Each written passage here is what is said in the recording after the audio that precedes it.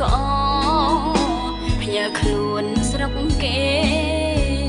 ឃ្លាតពុកឃ្លាតម៉ែឃ្លាតប្រពន្ធកូនណាយកូនសួររកពុកបាត់មុខយូរម្លេះនឹងទេពេលនេះទ្រង់អូនស្ទើរសូ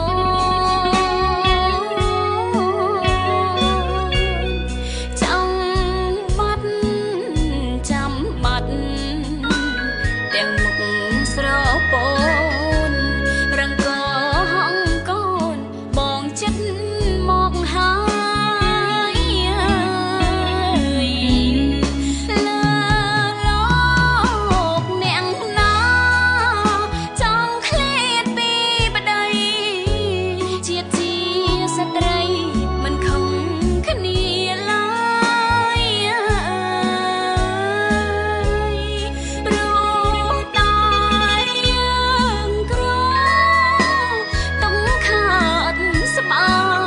យមិនតូចចិត្តឡើយធ្វើមិនដេចកម្មយើងព្រោះតែក្រពេ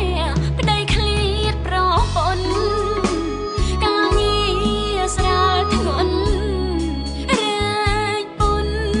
មិនស្មើពលកស៊ីឈ្នួលរាំង